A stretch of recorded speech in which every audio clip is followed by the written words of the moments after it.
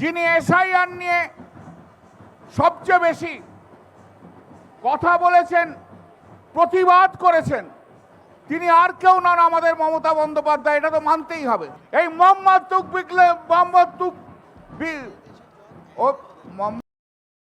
সর্বস্তরের যে সমস্ত কর্মীরা রয়েছে, তারা যেভাবে পরিশ্রম করেছেন তাদের আমি সেলাম জানাই এই মঞ্চ থেকে।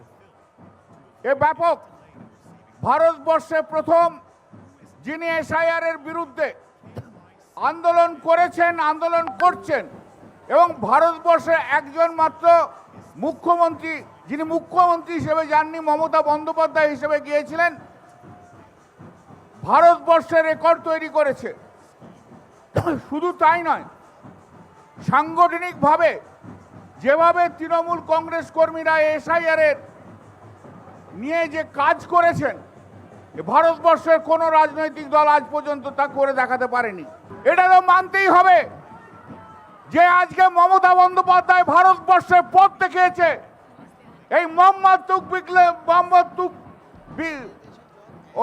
মোহাম্মদ বিন তুগলক আর ওই বিজেপি নরেন্দ্র মোদী অমিত শাহ ডিরেকশনে যিনি এজেন্ট হিসেবে কাজ করছেন, তার বিরুদ্ধে কিভাবে লড়াই করতে হয় ভারতবর্ষের মাটিতে যিনি প্রথম দেখেছেন, তার নাম মমতা বন্দ্যোপাধ্যায়।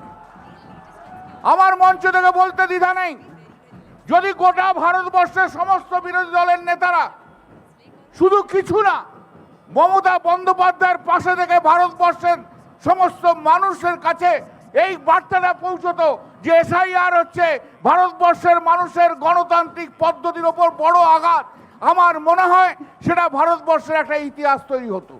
কিন্তু ইতিহাস তৈরি করেছেন আমাদের নেত্রী, আমাদের দিদি, আমাদের সবাইকার প্রিয় মমতাদি। ভারতবর্ষের প্রথম, আজ যদি সেদিনকে জুলাই মাসে 1993 সালে মমতা বন্দ্যোপাধ্যায় যদি আন্দোলন না করতেন, যদি আমরা আমাদের 13 জন সাথীকে এই কলকাতার রাস্তায় যদি না হারাতাম, ভারতবর্ষের নির্বাচন নিয়ে কি এতটা কনসার্ন থাকতো?